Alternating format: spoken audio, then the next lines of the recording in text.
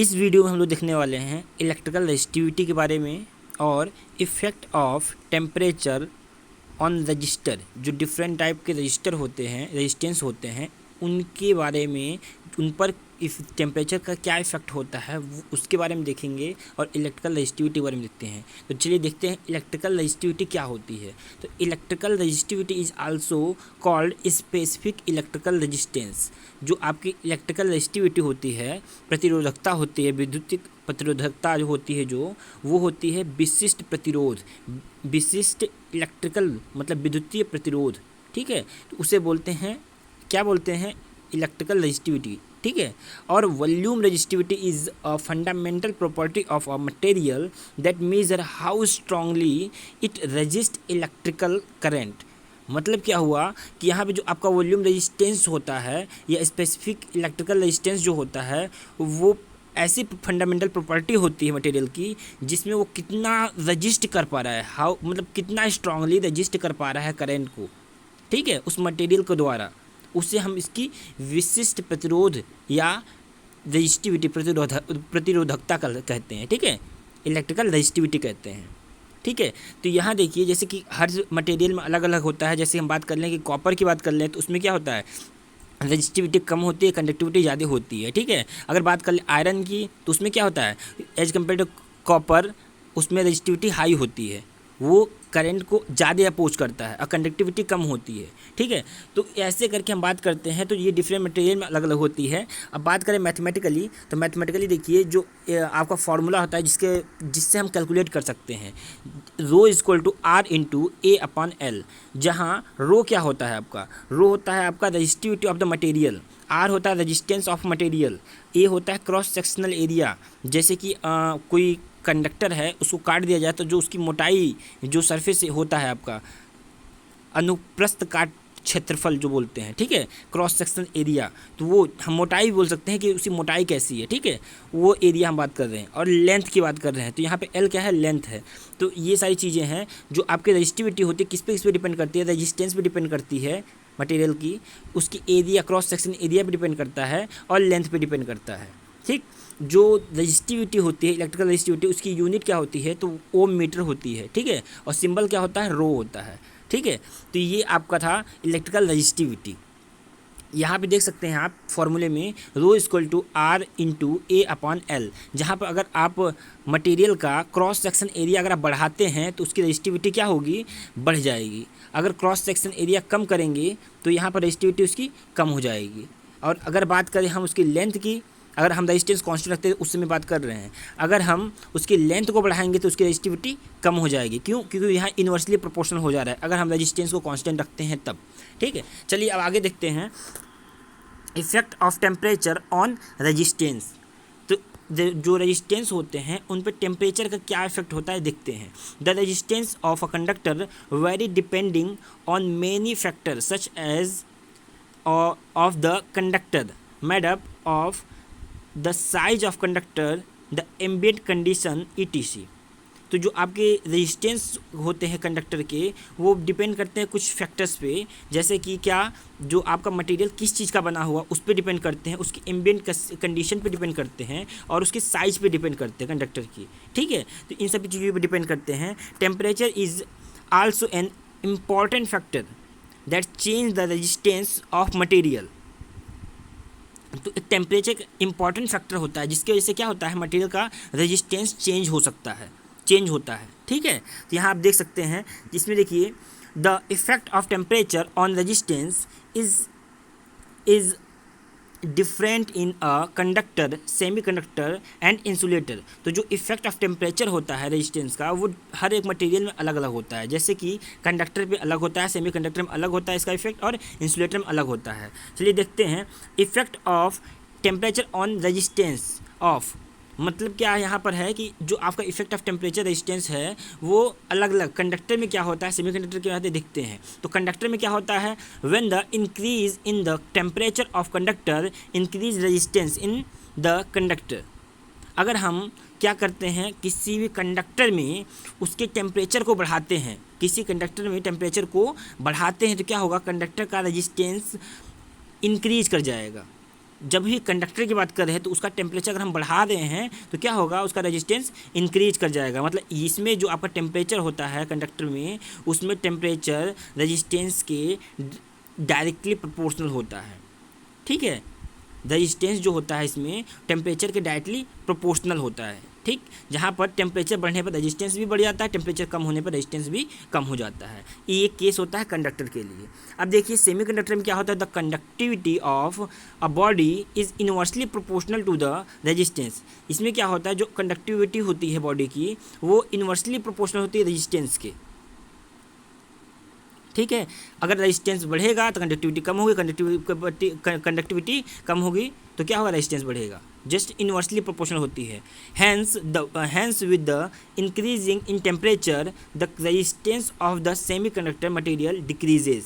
तो क्या होगा, इसलिए क्या होता है यहाँ पर, अगर हम टेम्परेचर इंक्रीज करते हैं तो रेजिस्टेंस ऑफ द मटेरियल, जो मटेरियल रेजिस्टेंस का मटेरियल जो होता है, जो सेमीकंडक्टर का रेजिस्टेंस जो होता है वो क्या होता है, डिक्रीज करता है। यहाँ पर हम ये बोल सकते हैं कि जो आपका सेमीकंडक्टर का रेजिस्टेंस जो होता है वो इनवर्सली प्रोपोर्शनल होता है टेम्परेचर के। टेम्परेचर आप बढ़ाओगे रेजिस्टेंस कम हो जाएगा, टेम्परेचर कम करोगे रेजिस्टेंस बढ़ जाएगा। ठीक है, आगे देखिए insulator. When the insulator behave as the conductor with the increasing in temperature the conductivity of the insulator increases and resistance decreases.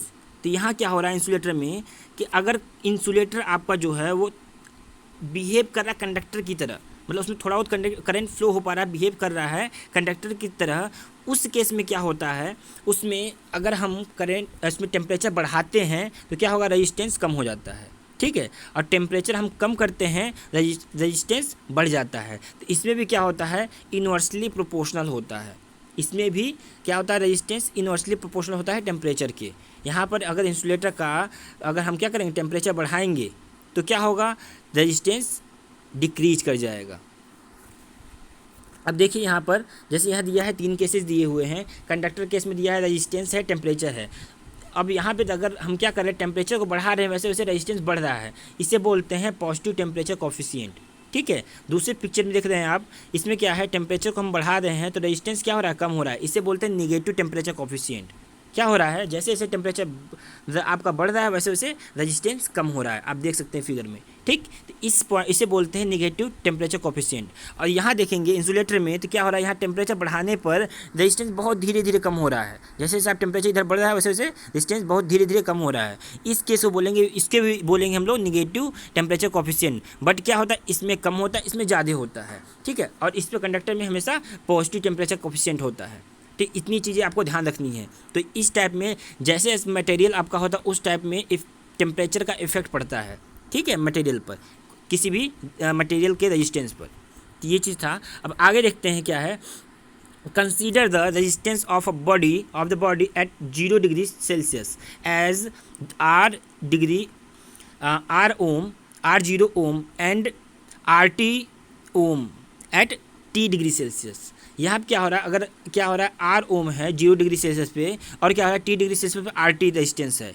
Therefore क्या कर रहे हैं कि अगर हम यहाँ पर रेजिस्टेंस का डिफरेंस लेते हैं तो डेल्टा R इक्वल टू क्या हो जाएगा, RT माइनस R0। मतलब हम क्या करें, जीरो रेजिस्टेंस जो आपका टेम्परेचर बढ़ाने पर रेजिस्टेंस जो चेंजेस हुआ उसमें से हम क्या कर रहे हैं, इनिशियल जो रेजिस्टेंस था R0 उसको हम सब्ट्रैक्ट कर दे रहे हैं। तो जो आपका क्या आ जा रहा है, चेंज इन रेजिस्टेंस आ जा रहा है। तो चेंज इन रेजिस्टेंस जो होता है वो डायरेक्टली प्रोपोर्शनल किससे होता है, इनिशियल रेजिस्टेंस के, जो शुरुआत में रेजिस्टेंस था उसके। ठीक, and change in resistance is directly proportional to the temperature. और यहाँ के जो रेजिस्टेंस में जो चेंज है वो किसके प्रोपोर्शनल हो रहा है, टेम्परेचर के भी प्रोपोर्शनल हो रहा है। जैसे टेम्परेचर बढ़ रहा है उसमें भी इफेक्ट पड़ रहा है आपके रेजिस्टेंस पे। ठीक, डेल्टा टी क्या है, चेंज इन रेजिस्टेंस। अब delta T is directly proportional to the क्या हो जाएगा, अगर इसके भी प्रोपोर्शनल है, इसके भी अनुक्रमानुपाती है और इसके भी अनुक्रमानुपाती है कंडक्टर की केस में, तो हम यहाँ लिख सकते हैं delta R is directly proportional to the R0 into T. ठीक है, तो डेल्टा आर क्या हो जाएगा, तो यहाँ प्रोपोर्शनलिटी का चिन्ह हटाएंगे तो इक्वल हो जाएगा और एक कांस्टेंट आ जाएगा alpha into R0 into T. तो यहाँ से हम क्या कर सकते हैं, डेल्टा आर को हम लिख सकते हैं RT minus R0 is equal to alpha into R0 into T. तो यहाँ से आर टी हमारा निकल जाएगा। आर टी इक्वल टू क्या हो जाएगा, R0 plus alpha R0 into T. अब यहाँ से हम क्या करेंगे, R0 को कॉमन ले लेंगे।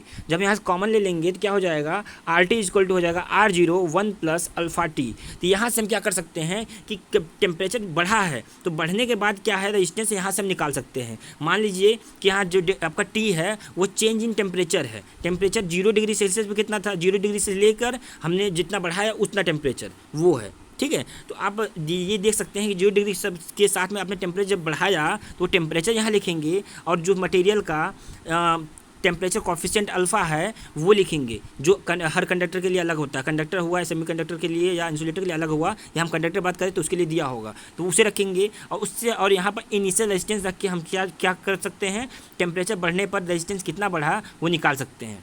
ठीक है, आर टी आपका निकल जाएगा, तो रेजिस्टेंस आप निकाल सकते हैं ऐसे करके। चलिए देखते हैं अब यहाँ से क्या करेंगे, अगर हम R0 को नीचे लाएं और alpha plus 1 plus alpha T हो जाएगा, तो अल्फ़ा टी इक्वल टू क्या हो जाएगा, RT अपान R0 माइनस 1। तो यहाँ से अल्फ़ा टी इक्वल टू का RT माइनस R0 अपान में R0। तो यहाँ से हमें निकल जाएगा alpha T equal to delta R upon में R0।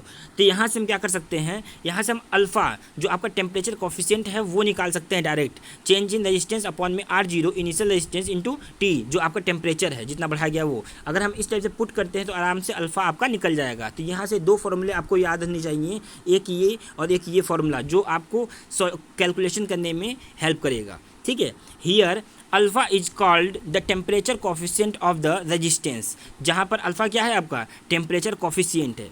चलिए इस बेस पे न्यूमेरिकल आप लोग देखिएगा और प्रैक्टिस कीजिएगा, और कोई डाउट हो अगर इसमें तो कमेंट कीजिएगा। चलिए अब देखते हैं heating effect of electric current. अब हीटिंग इफेक्ट जो होता है इलेक्ट्रिक करंट का, हीटिंग इफेक्ट क्या होता है इफेक्ट, ठीक है ना।